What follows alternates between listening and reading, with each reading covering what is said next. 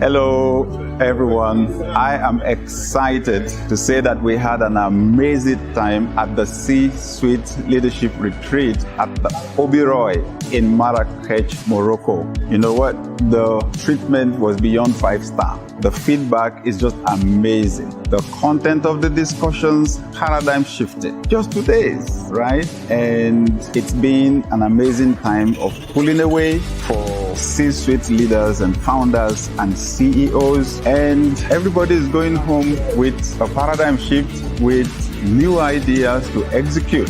So I would like to say a big thank you to everyone who's been a part of our C-Suite Leadership Retreat 2024. And it's my pleasure to announce from the 8th to the 11th of July, 2025, we'll be having the C-Suite Retreat in Dubai. Everyone who attended this year is signing up to come next year. Some of the people who were not here are already signing up to be there. Our numbers must remain small. So my encouragement, sign up right away. Go on my Linktree and just find the link and sign up right away, because we are so sure that in a very short time, all the slots that we have will be taken. So I look forward to seeing you in Dubai in 2025 to your success.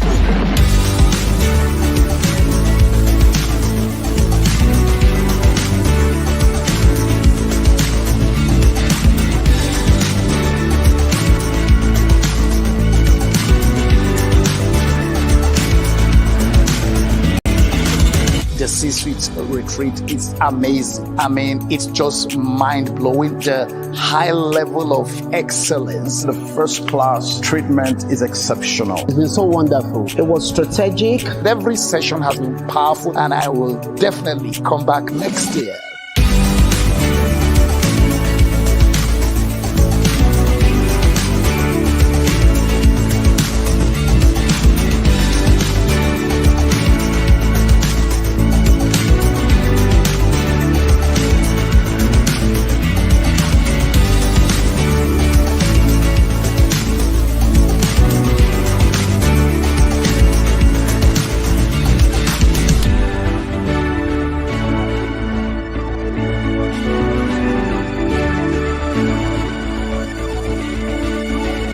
Hey there, leader. This is a season of uncertainty and massive disruptions. How do leaders respond to disruptions? We unleash our creativity. That's why we are here, to turbocharge your capacity and that of your team for success. One important way you do this is by cross-fertilizing ideas with high-level leaders like yourself. And I just decided to create an opportunity for that. It gives me great pleasure to invite you to join me at the Business and Leadership Accelerator Roundtable in Atlanta on October 11 and 12. We arrive on October 11, Friday. We have dinner together. We get to know one another. We network. On Saturday, we have the workshop and we close with lunch. This is going to be life-changing. Again, you're a leader in business, you're a founder, you're a CEO or high-level leader. This is for you. The spaces are very limited. It's going to be intimate, so register. See you in Atlanta.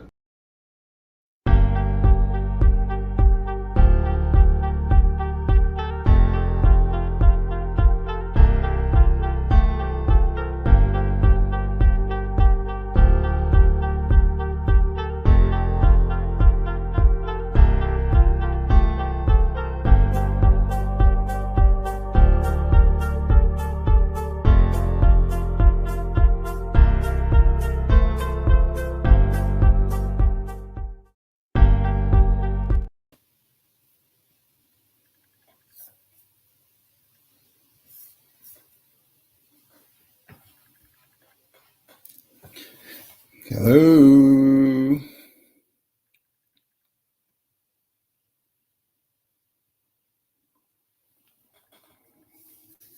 Hello, everybody, and welcome. How's been your day? I hope that your week is off to a great start, right? Awesome. Okay, good. So, good evening. I know this is always a global event, but at least Can you let us know the city and country you're joining us from? Good evening, good evening, good evening, everyone. Good to see you here from Facebook and YouTube, right? Awesome, awesome, awesome, awesome. And LinkedIn, fantastic. Okay, so today, usually I don't like to keep us for long because it's 5 p.m. EST, right? But I know it's 10. Oh, thank you, Regan. Says you inspire me a lot. 10 p.m. in the UK, 10 p.m. in Nigeria. I guess that will be 11 in Joburg, 1 a.m. in Dubai, right? So I don't like to keep us for long. Today, I want us to talk about public leadership, okay?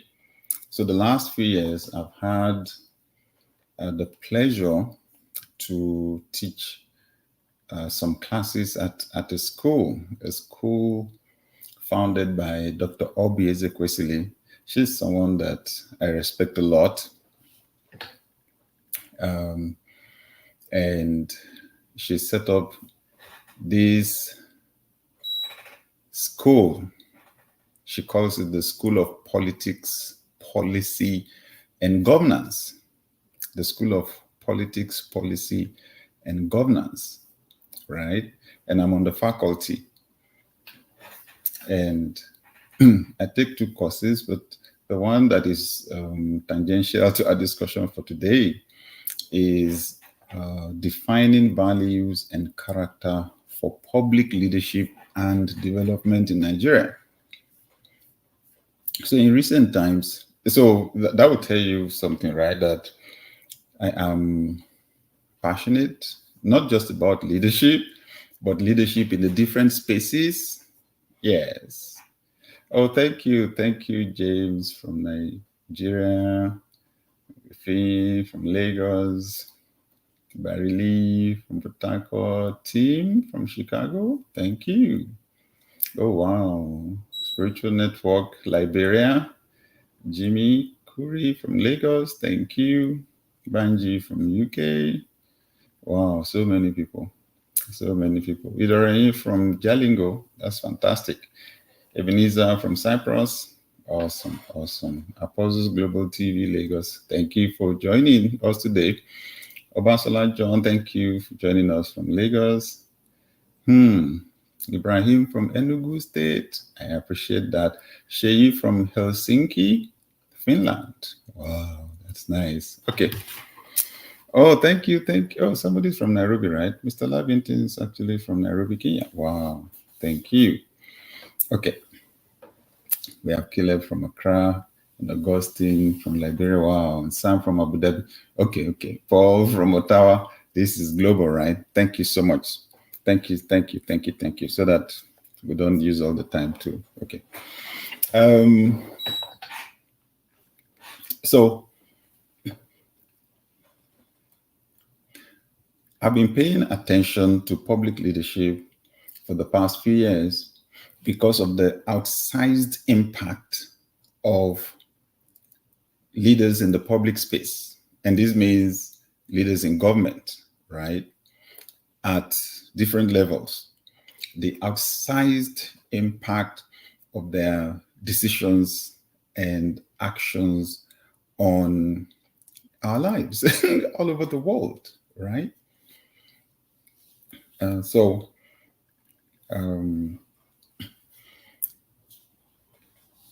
also read a few times over the book titled My Vision by the ruler of Dubai, Sheikh Mohammed bin Rashid Al Maktoum, right? My Vision, Challenges in the Race for Excellence.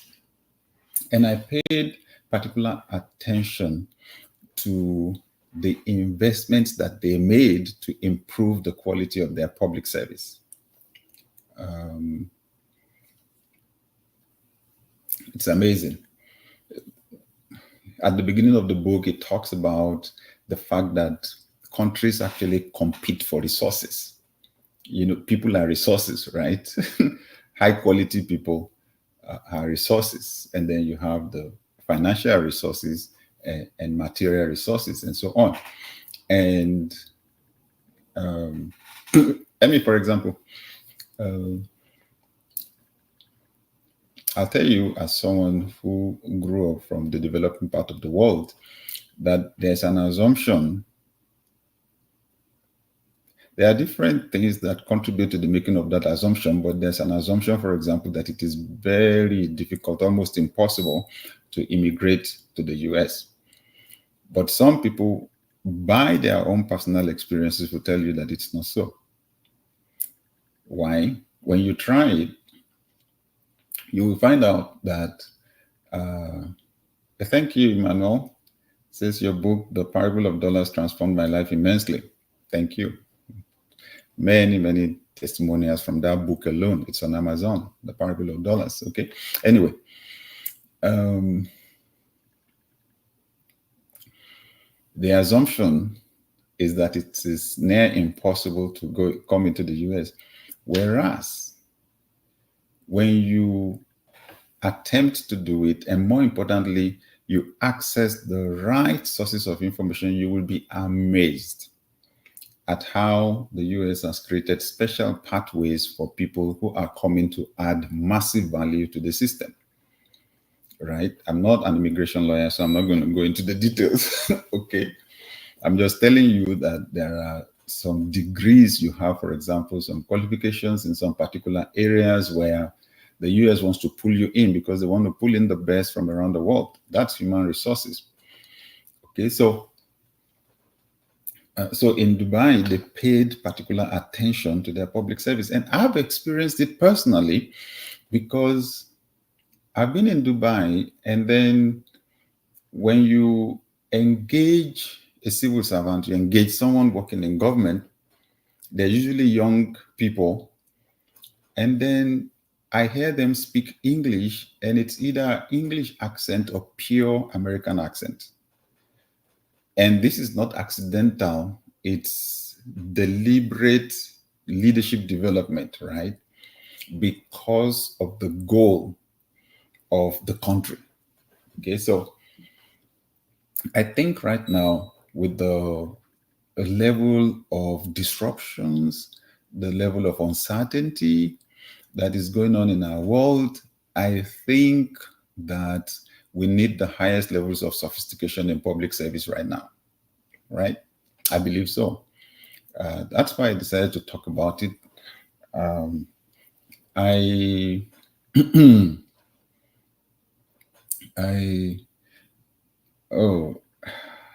Ray is asking, is there any sub-Saharan African country we can go to besides USA that has potential?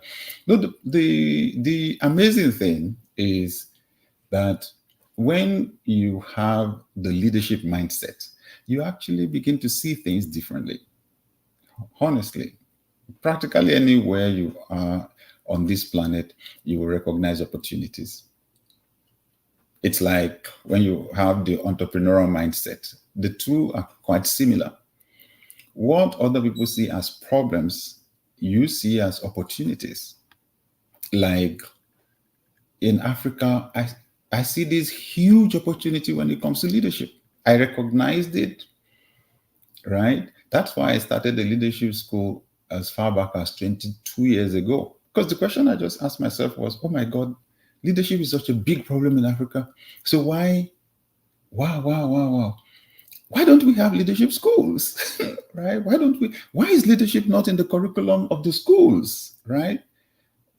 So I acted on it. That's how leaders work. So there are actually opportunities everywhere. And what I decided to do in designing the curriculum for the school was to give people that paradigm shift people mindset, just so that they could recognize opportunities and just float to the top 20%, right, in their countries. Because the Pareto principle says 20% make decisions for the remaining 80%. Okay, so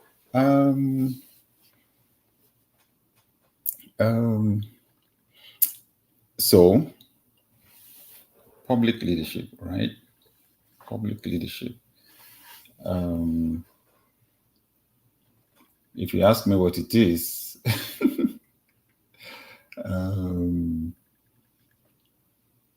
I can give you sophisticated definitions, but let's just say that it is occupying a role where a person holds a public office and through it serves the whole community, right? Okay.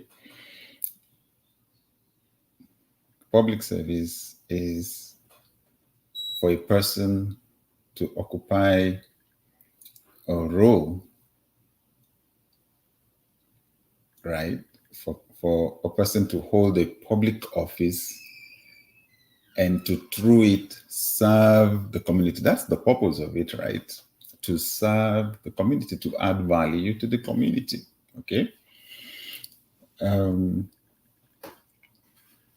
So the purpose actually is service. That's why it's called public service, right? It's public service. It's public service. For the engagement between the leader and the led to work, let's apply some general leadership principles, right? There is need for a shared vision, right? That community or that group of people needs to have a shared vision. Leadership experts say it everywhere. Vision is at the heart of leadership. You take vision out of a leader, you've literally taken the heart out of the leader. I mean, in the last 1 week, right, or in the last 10 days, I attended some interviews in Nigeria, right, on TV, at some TV channels on leadership and national development. And I said, basically, if you ask me where African countries should start from, the first thing should be the shared vision. Where are we going? Right? I said, where have we agreed to go? Because people ask, oh, can you assess, is this government doing well? Is this not doing well? And I say, okay, well, what's the basis for evaluation? Because your goal should be the basis for your evaluation. Your vision should be the basis for your evaluation. If you've not decided where you're going, how do you determine whether you are doing well on the journey, right? Whether you are doing well on the journey. Going fast doesn't make any sense if you've not even decided on where to go, okay? So for the most part, that's it. That's why I love that book by Sheikh Al Maktoum, My Vision. And when I read the book, he said the vision was transferred to him by his own father, who got the vision from his own father. That is Sheikh Al Maktoum's grandfather, right? So I think that's the starting point. If you take vision out of a leader, there's nothing left. That ability to sense the future, to sense where we're supposed to go, right? To sense where you're supposed to go. That's what makes a leader. That ability to see. Vision is ability to see. And this is not just your physical eyes. We're talking about your inner eyes, about the eyes of your imagination, right? The equipment that God gave you with which you sense possibilities.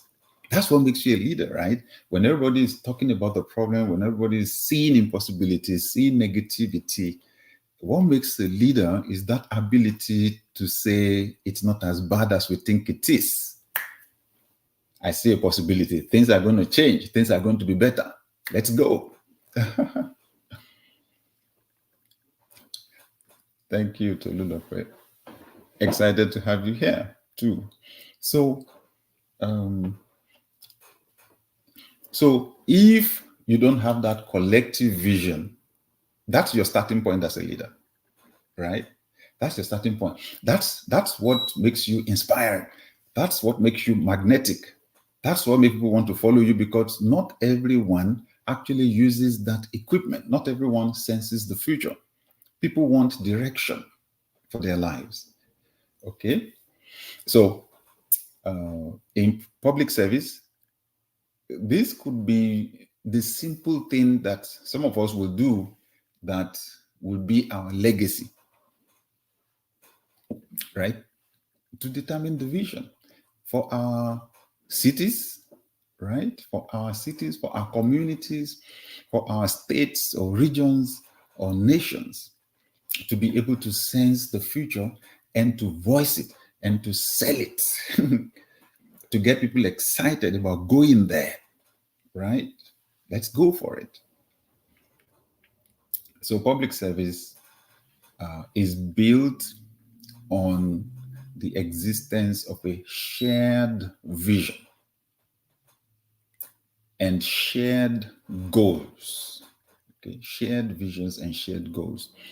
And its objective is to add value. The objective is to add value, right? By serving and meeting the needs of the community with excellence. What makes all this possible is shared values. Very important.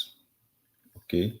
Remember that I said that the course that I take at the School of Politics, Policy and Governance, SPPG, is defining values and character for public leadership and development in Nigeria.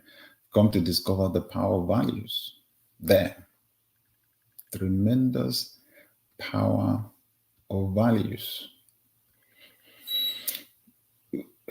Values actually speak to your sense of identity as a people.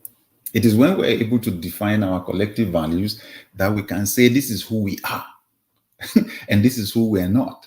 As an individual, it is when you can define your values, right? Your values, the principles and standards that you have adopted that govern your decision making and your behavior. Principles and standards you have adopted as the basis for your decision making and your behavior. Your values structure how you prioritize different things, right? Because those things kick in when you have to make your decision. It's not always that you have to choose between right and wrong. Sometimes you have to choose between right and right. It's not always that you have to choose between good and bad. Sometimes you need to choose between good and good. But what helps you to make your decisions there are your values. Now, the way we have values as individuals is the way groups have values. I've spoken a lot about values for organizations. I've written articles on Forbes.com. I've written in my book, Dear Leader, Your Flagship Guide to Successful Leadership, on the power of values, the importance of values, okay, for individuals and for organizations. But today, specifically, we're talking about serving as a leader in government. And the fact that it is those shared values that actually become the basis for us to even be able to create a shared vision for the future. You see why it's very difficult for nations or communities that are diverse, right? Because sometimes when you bring different religions together, you bring different tribes together, then naturally you get to have different values. But that's where leadership comes in, right? That leadership is able to rise beyond the divisions and to find shared values, because usually there'll be shared ones, to tap into shared aspirations. I've been advocating for development, right? Economic development, because I believe that for most people, okay, I believe that hunger has no tribe. I believe that hunger has no religion and hunger has no tribe. So that if you have if you're dealing with a diverse community, I believe that development, in all the phases of it, composite meeting, development would appeal to everyone in that group. Okay. So from there, if we all agree, right, we don't want to be hungry, we want improvement in the quality of life, we want an environment that enhances the releasing of human potential. If we start from there, right, then it's easier to build, create a shared vision, shared aspiration. And then we can make room, right, for the differences, right, so that people approach it from different areas, but the overall goal is shared. I'm starting with these basics today because in some parts of the world, we've gotten that already. In some other parts of the world, we're not even there yet, right? And while it is easy for anybody to complain, right, to criticize, complain, criticize, but I found out that, and then we think the problem is particular individuals, but I found out that there are some parts of the world where we've been changing personalities now for decades, yet the situation remains the same. So the problem is not individuals. And this is very important. I should draw our attention to the fact that we're not discussing public leaders here or public servants, we're discussing public leadership. There's a difference between those two words. Leader refers to personalities, but leadership refers to the principle and to processes and systems, okay? Leadership. And leadership, which is ability to influence one or more people to achieve goals, happens at all levels. I wrote a very small book many years ago. I stopped printing it for some time now. I used to give it out free to young people. It was titled, "We Are the Government." Because I just found out that when you say government, the average person's mind just goes to the guys at the top, the guys occupying some positions. But I found out that you can never define leadership without including followership, right? So these days, it's about leadership, right? So we've got to start from the shared values and shared vision and shared goals. And right now, all over the world, I think our world is crying again for those people that have the capacity to see a better world. You remember the "I Have a Dream" speech by Dr. Martin Luther King Jr., why it resonated globally? That's what leaders are supposed to do. They're supposed to have dreams. They're supposed to have visions. They're supposed to see the world getting better, right? And to inspire us to move towards that world. Okay? So, I remember I was on a flight with a former governor in Nigeria, and I was commending him. He was already out of office at that time, but he did some things, right, when he was in office that spoke to the future, that recognized possibilities, and I said, I like the fact that you demonstrated vision, especially with this particular project that you embarked on. I said, but I'm sorry to say to you, most of your colleagues, most of your contemporaries in government don't have vision. I'm sorry to say so. I'm not seeing the signs there. He said, Sam, Nigeria is like an aircraft that is being flown by pilots that did not go to flying school. He said, and when they crash the plane, everybody shouts, everybody screams, but we're not dealing with the real problem. So what's the real issue here? So where actually do we learn the leadership? Where do we learn it? That's why it's the same cycle, right? The low quality of leadership is a cultural problem. It's not personal to anybody. And that's why I prefer to discuss leadership instead of discussing leaders, right? It's not personal to anybody. Now, What does it do to you when you are conscious of the fact that you are dealing with a cultural problem? It challenges you to go deeper, right? I studied civil engineering, right? Basically, before. That was my profession before. But then my postgraduate studies was in leadership, and my doctoral program in strategic leadership. But it all works together. It's amazing. It connects, because I was taught in engineering that when I see a crack on the wall, I should pay close attention to it and see whether the crack occurs only above the foundation level or that it runs through down to the foundation level.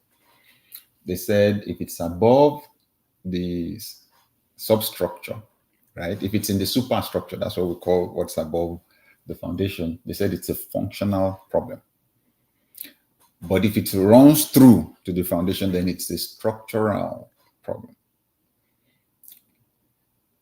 The functional one, you just need to get a filler, right? Fill the crack, smoothen it, paint over it, problem solved.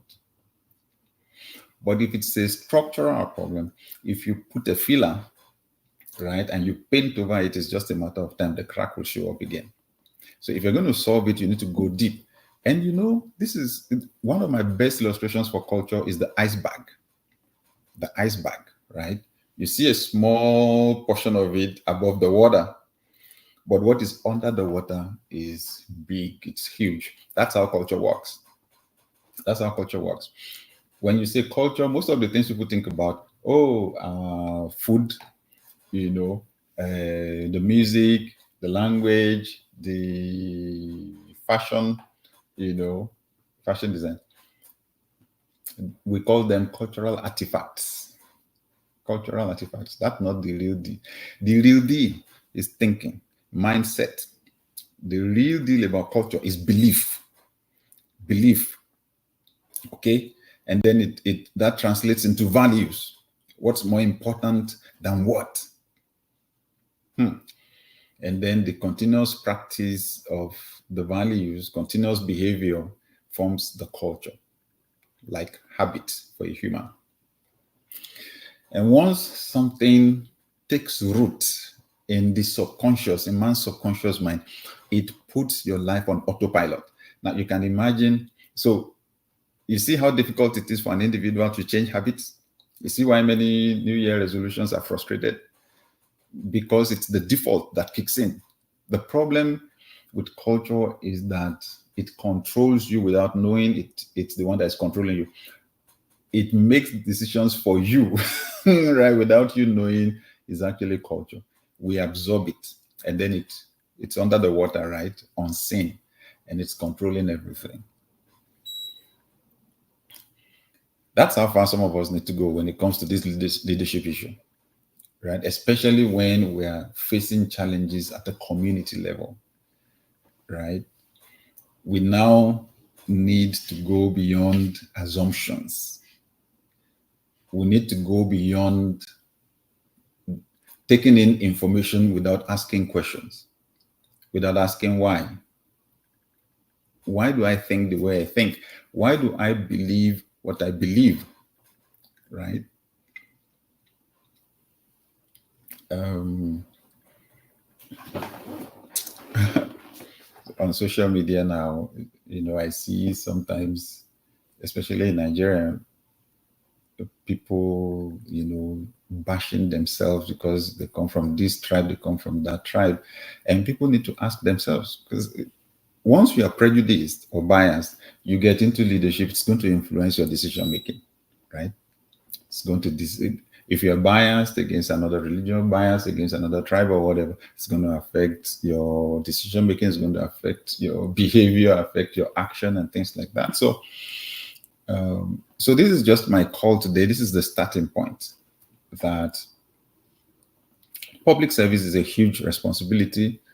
Public service, there's a huge need in the area of public service today, both in developed economies and in developing economies. Our world is at a huge risk right now. There's conflicts going on all over the place. Sadly, politics is giving serious concerns. What we used to know was a scenario where there were political parties.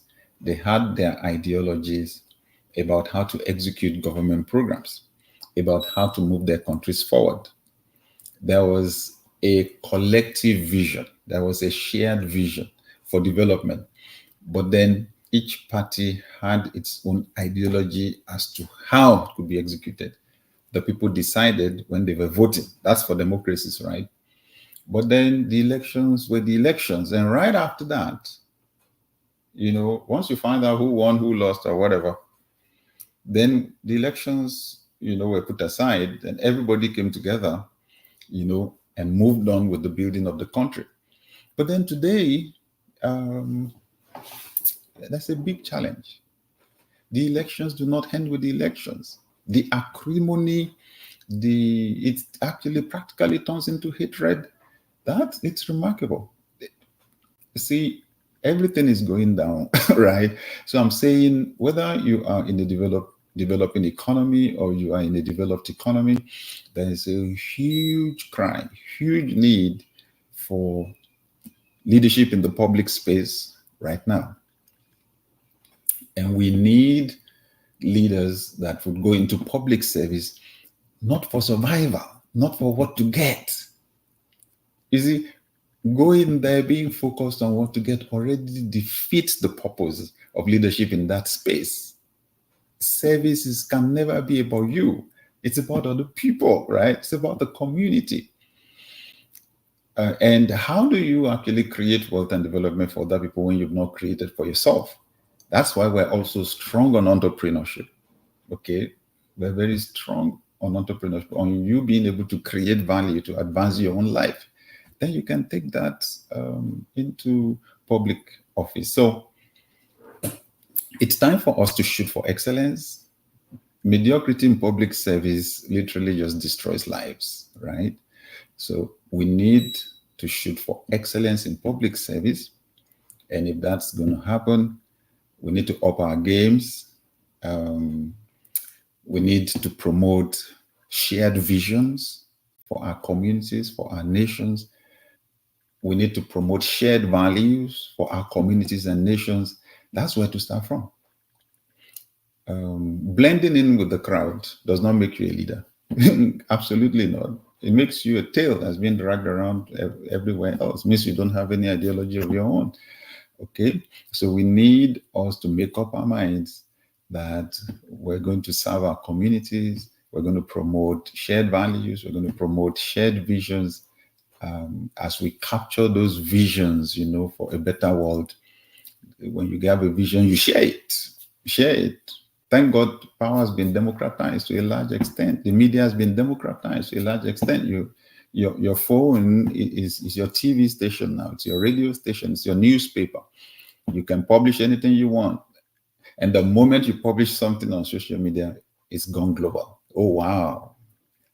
We couldn't even fathom that some 30 years ago, 25, 30 years ago. So, yeah, you use the little power you have, it expands, right? Let's start from there. Let's make our world a better place. I hope this has been helpful a little bit.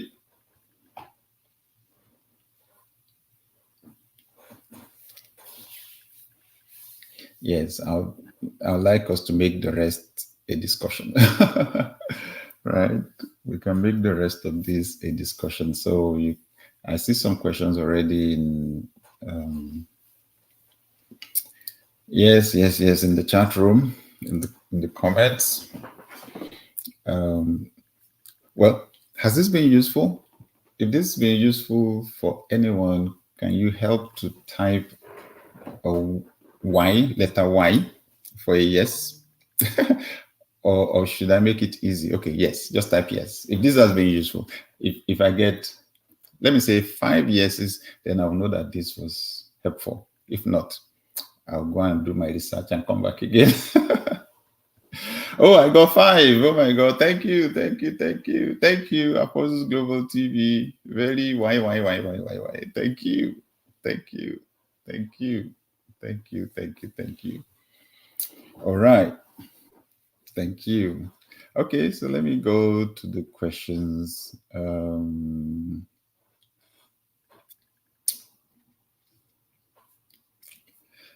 me go. How does one build character when one is under a certain addiction or addiction, under influence of a demon, I guess? Okay. Yeah, that's on the spiritual side, right? How do you change a habit? How do you break a habit? The first thing is habits don't die like that. You don't kill them, you replace them. That's the only way it works. So you decide, you identify the triggers for the habit. It's like, okay, say you want to break the smoking habit. It's not all the time that you feel like smoking. So what is it that triggers, right? What triggers the habit? Once you identify the trigger, then you reprogram yourself. Tell yourself, whenever I feel like this, I will do this, right? Whenever I feel like this, I will jump on the treadmill. Whenever I feel like this, I'll call my friend, right? Because sometimes having an accountability partner is such a powerful dimension to growth, a powerful dimension. Once you've told somebody else what your goal is, and you can reach them at short notice when you're feeling weak, right? When your will is weak, when your emotions are weak, but you can reach this person. Just the conversation can kill whatever you're feeling temporarily at some point in time. So it does help. Whenever I feel like doing this, I will do that. So you replace it. So it's the same thing with an addiction, like you said. See, the challenge is even when, okay, yeah, so we pray for demons to go right, fine. Even when the demon has gone, there's already a pattern, a programming created on the mind. And the mind will go into default mode. So we need to reprogram there. Good. I remember when I started dealing with procrastination, even though because I'm a thinker, it can have its advantage. It allows me to think before I decide on things, but it doesn't always pay. Opportunities disappear because time doesn't wait. Anyway, I wrote "do it now" on some plain sheets of paper 1,000 times. I was reprogramming. So since then, whenever the suggestion comes into my mind, maybe I'll do it tomorrow, the "do it now" just jumps at me. All right. So there's this question from Moses. In a place like Nigeria, where I think the leaders are using fear to kill the leadership potential, what exactly could be the way out? Very good question. Fear is the flip side of the other side of the coin of faith. Both of them are believing. Fear is believing that a negative thing would happen. Okay. Faith is believing that the positive would happen. How do you believe? Yeah, that comes from what you see and what you hear. I promise you that. If anybody is succeeding in creating fear in your mind, the person is deliberately making you to see and to hear something. Am I right? If you're a lady and you fear cockroaches, right? Roaches. It is when you see the cockroach that the fear comes, right? Or somebody shows you the picture, something like that. So fear, what we believe, what we think, that comes from what we see and hear. So if you say that some leaders are using fear to kill people's potentials, check the way they are succeeding in doing it. They're on TV all the time. They're on radio all the time. They're shaping the narrative. They're putting out some information. You then shut those down. Stop looking at them. Stop listening to those. And then you be intentional about what you see and hear. Right? You be intentional about what you see and hear. I've lost fear for man-made systems because I read the Word of God every day. Okay, good. I hope that helps. I read a book titled "You're More Powerful Than You Think." Right? You're more powerful than you think. If I don't remember anything from that book, I remember a statement that power is first imagined. I thought, wow. Oh my God. Oh my God. Power is first imagined. So if you make the mistake of imagining yourself in your mind as a victim of the government, as a victim of your boss in the office, as a victim of someone, you're done. You're cooked. Let me put it like that. Yeah, so it starts from the mind, right?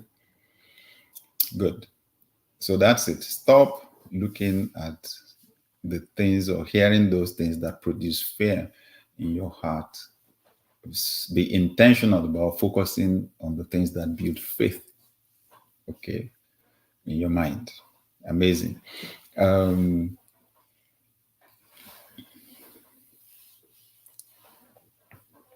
If you now, this issue of being intentional about what you see and hear, that is the core model in my new book.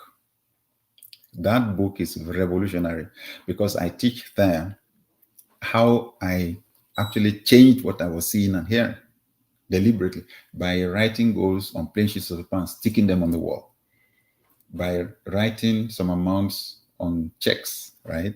My bank check, and sticking them on the wall, by printing pictures out from the internet or tearing pictures off magazines and sticking them in the wall. Fantastic. Victor is asking, how can the subconscious be reprogrammed? That's what I wrote about in the book. It's titled Shifts. And the shift is an acronym for see, hear, insights, formulate, transform, and succeed. 6 steps. So the title of the book is Shifts, 6 steps to transform your mind and elevate your leadership. It's on pre-order already on Amazon. And release date is February 5, 2025. It's being published by a major publisher, John Wiley and Sons in New York. And it promises to be a bestseller, right? So I want to ask you to just order right away so that the moment it's coming off the press, it's coming straight to you and your team members. Please order for your team members also.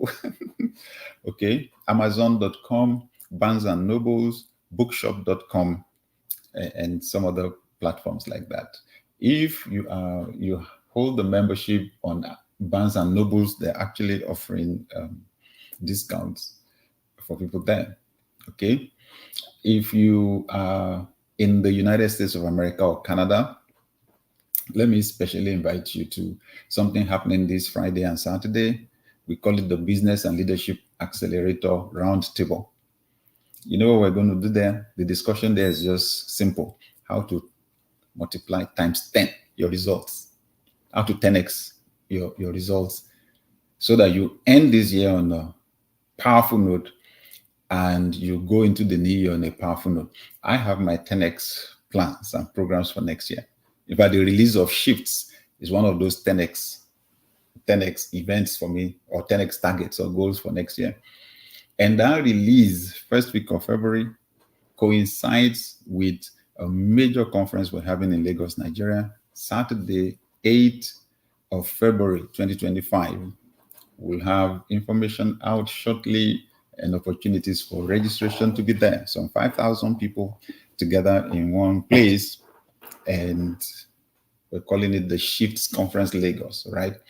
Okay, so what we're doing this week is to facilitate for some people, small number of leaders to come together here in Atlanta at the Atlanta Marriott Marquis, and Friday evening, this week, right? This week, we'll get together, we'll have dinner, and we'll network, because that's what it's about, right? Leaders support one another, we'll network. And then on Saturday, we'll have the workshop up till about 1 p.m. Then we'll close with lunch. Although I'll then meet one-on-one with some people who want to discuss with me about opportunities for coaching or for attending our C-suite retreats. The C-suite retreat, the request for the C-suite retreat, the interest has just been huge.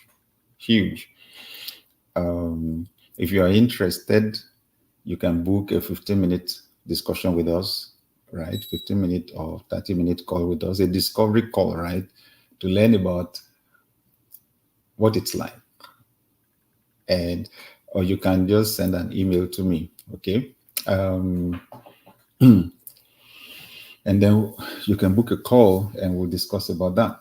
Some people ask, okay, so beyond these free sessions, can I have a one-on-one with you? Absolutely. I'll tell you something though.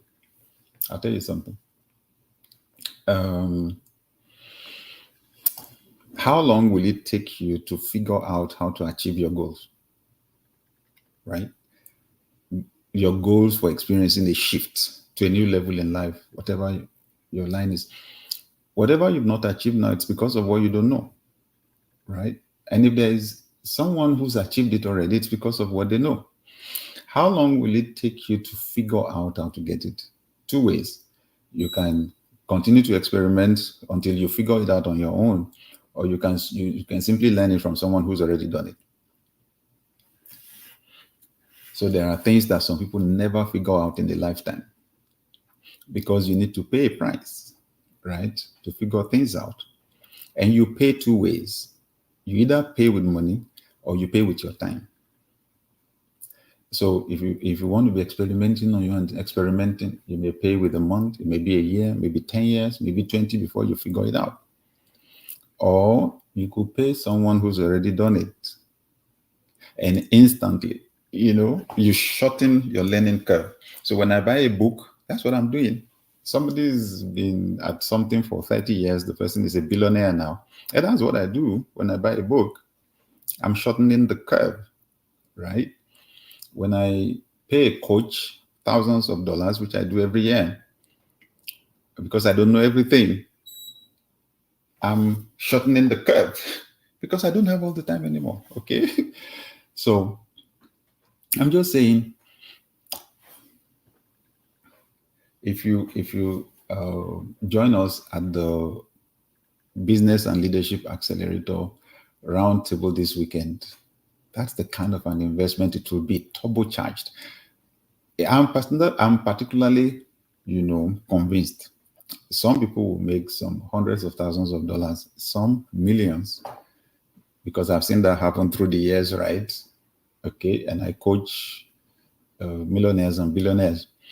Some people will experience that shift, right? So please,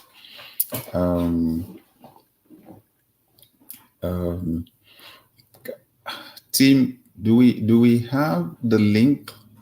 I know we're close to shutting down the registration for the BLA, but do we have the link for the Business and Leadership Acceleration Roundtable? Just in case there's one person who can jump in, especially, and if you think it's that valuable enough, you can come from anywhere in the world, right? It's Friday evening, 6:30 p.m. We have dinner, and then Saturday we run through. And we'll be discussing how to 10x. It's powerful. I've experienced big shifts before. One of our organizations went times 10 in just 2 years, based basically on the things I got from a book, right? Good.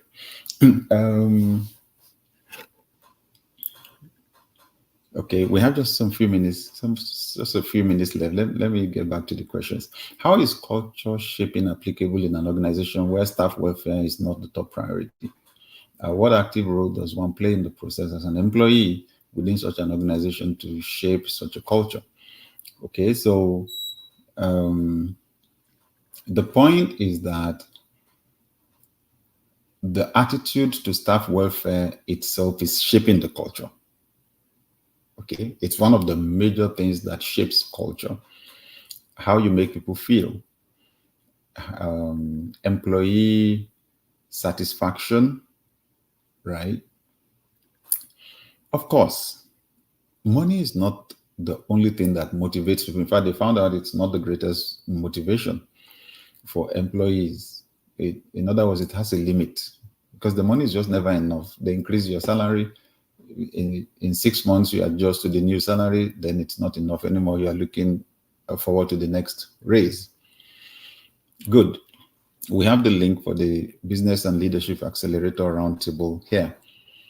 If you're in Canada or the US, especially, I especially invite you to jump in, right? It's going to be radically altering. You're going to hear stories. You're going to hear stories from people who have made big shifts. You're going to be inspired. And it is in that state of inspiration, that you'll be on the frequency to catch ideas, some linear, some non-linear. I'll tell you, the ideas that give you a big shift are usually out of the normal, out of the ordinary. That's what promises to happen this weekend. Okay. So back to the question. What can you do as an employee? You're learning something. Remember, I've been running a leadership school now 22 years. And when we shift people's mindsets like that, and they're not the boss, they go back. In fact, we found out after some time, people literally went back and they were rebelling, right? They were creating problems. That's not what they told us at GLE. That's not how it works. So I'll tell you this. You're asking this question because you genuinely want the place to make progress. And that's a good thing. You're a loyal person, right? Make suggestions and appeals to leadership. Okay? Sell the idea of prioritizing staff welfare to the leadership. In some instances, you may want to just have one-on-one private discussions without documenting. In some other instances, you may feel the need to document, right? And remember, what you're doing is selling. I do not recommend rebelling, creating problems for the organization. There's absolutely no need for that. When I was an employee, I had this personal principle. The day I find out I can't be 100% loyal here anymore, I'm out. I can't pull the roof down over my own head, right? So you need to show that you have the interest of the organization at heart, and you need to sell these ideas. So which means you need to show the benefits. Okay, good. So you can only appeal to leadership. You can't force anybody to accept anything. Remember also that it takes the average human mind about 72 hours to become comfortable with a new idea, right? So when you suggest something to your boss, give your boss time to deal with it, to process it. In fact, this other one is important. Sometimes we have no idea the politics that the people at the top are dealing with. So when we give an idea, they have to carefully plan how to execute. Maybe there's a board, that they need to get the thing through before it can become a policy and things like that. So we've got to give them room, give them the chance. That happened to me before, right? I was giving suggestions, and my boss at some point said, "Can you help me to put those things in writing?" And he did nothing about it for a long time. But all of a sudden, there was like a crisis in the organization. A whole layer of leaders exited. And I found out when he restructured the place, practically every area for which I made a suggestion was put under my supervision, so I could execute the ideas. All right. Now, that was a whole seminar, right? But I hope it's useful. How can one deal with procrastination, especially things you're passionate about and the energy is just not there as a leader? That's a whole seminar there. We actually have a product, right? We have a training, we have a course like that on that, how to beat procrastination.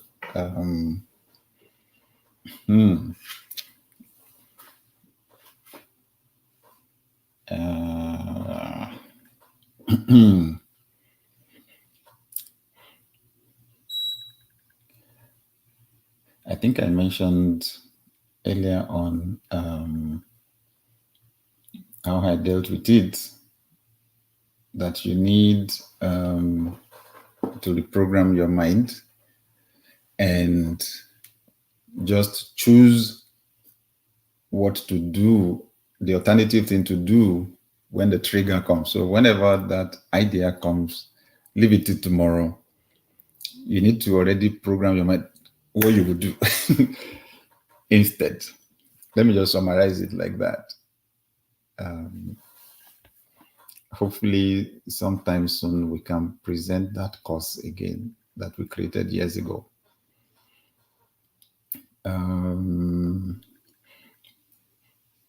Just a few minutes more. I'm realizing that within my journey is contained the lessons that I'll use to raise leaders. How do I separate the chaffs from grains of my own evolution? How do I know what is meant for just me? Except if it's something that would affect you and your immediate relationships, your family or wherever. You need vulnerability to be a leader. You need vulnerability to make impact on people. So go ahead and share. Be generous with your sharing. When we leaders keep the realities of our lives away from people, it leaves people at a loss. They assume that we're perfect, that our lives are perfect, right? Then they don't know what they do when they find themselves in similar situations. So I found it just helpful to be, vulnerable and open with people. How can someone deal with fear? I mentioned that earlier on. Change what you're hearing and seeing every day. Some things build faith, the others build fear. Okay. Let me go.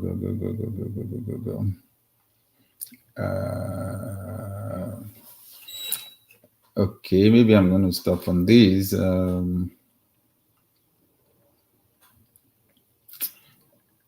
Using Nigeria as a case study, how can leadership change when the 4-year cycle exists and leadership is relegated to the background? Okay, so go back to my definitions of leader and leadership. In Nigeria, leaders change. Every 4 years, leadership doesn't change. Okay. Once we assume that leadership only happens at the top, then we're really stunted, right? Limited in okay. I have an answer for the person who was asking about procrastination, right? We stopped selling the course. We made it free, but for the people in our inner circle. Okay, we have an inner circle. And I meet with the people there every day. We have a platform, a community platform for people in that inner circle. It's on a platform called Circle, circle.so. It's fantastic, right? So we have courses there. Some of those courses we were selling a few years back, they're available. I meet with people in that group once a month. Okay, so I would say, and then when you join that group, the first thing we give you free is our 40 days leadership reset program. We called it. I recorded 40 videos, wide-ranging issues on leadership, right? That's the first thing you get when you join the group, and then you see all the monthly meetings we've had with that group. All of them are there. It's explosive. It's powerful for chicken change.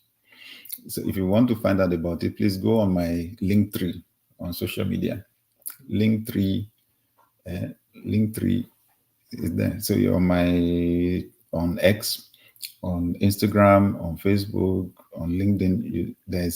I have a link tree, but then link is also there on the screen right now. If you go on that link tree, you will see the different things we do, but specifically look for Inner Circle. You join us there, you'll see those trainings are there, really powerful. Okay.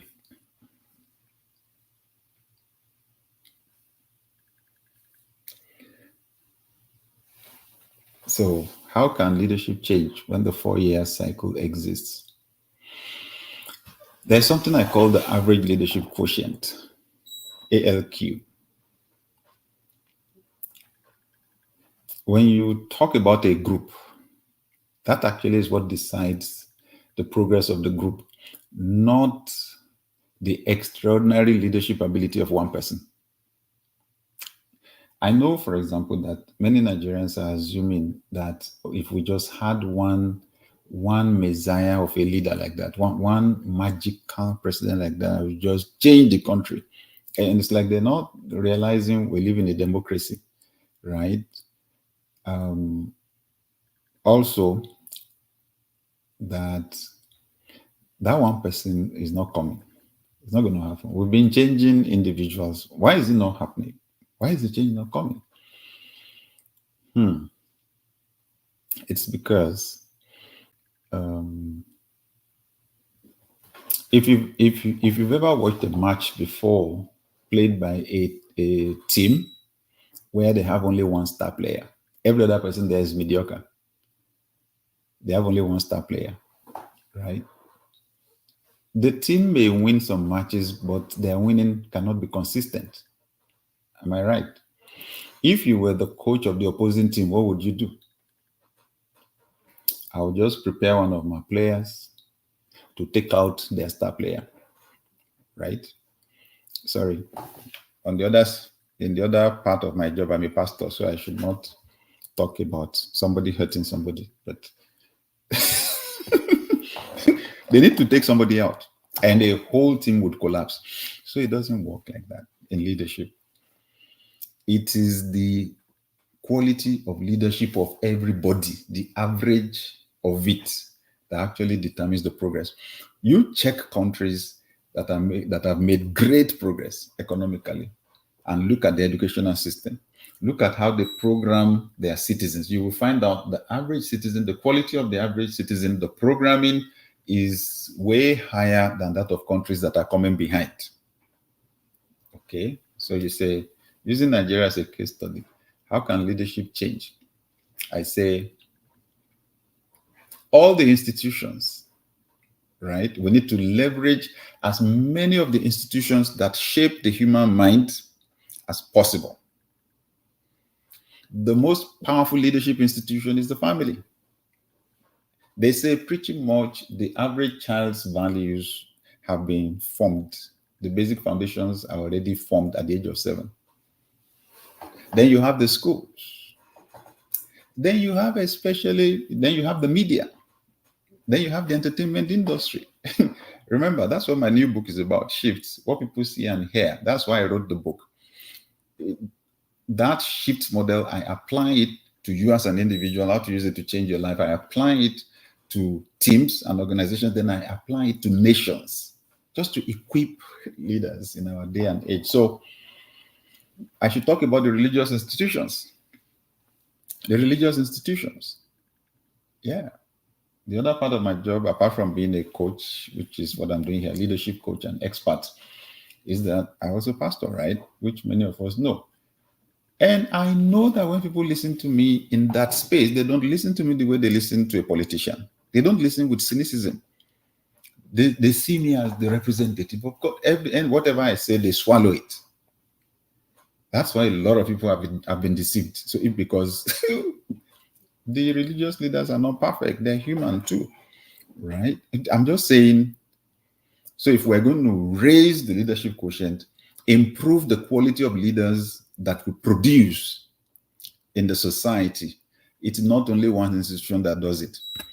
In fact, we should not wait till they get into positions in government, because by then it's practically too late. They're resolving crises every day. They can't even find time to read the book on leadership. So let's activate all the other institutions. I've had that in mind as we've raised our children. What kind of human beings are we gifting to the society, right? So we've invested, my wife and I have invested our best in making them good quality people in terms of character and in terms of competence. I do the same too on every platform where I work. That's the only way. That's why I said I started a leadership school, right? 22 years ago, and we've had some 52,000 people come through the school. So all of us need to activate, do our little bit like that, and you just find the ALQ, average leadership quotient, is going up and going up and going up. The people in leadership now did not fall from heaven. They came from families, they went through schools. Am I right? They go to some religious houses every week and so on. See what I mean? I hope that makes sense. Anyway, we've done enough for today, don't you think?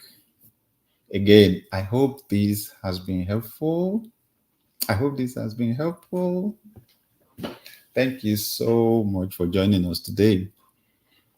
And just please be on the lookout. And we'll let you know when we're having the next session. For this week, our team will just focus on the Business and Leadership Accelerator Roundtable, holding this Friday and Saturday at the Atlanta Marriott Marquis. Wish us well. And we'll see you again soon. Do have a beautiful evening, a beautiful night, or a beautiful morning or afternoon, depending on the part of the world you've joined us from. Thank you, and bye for now.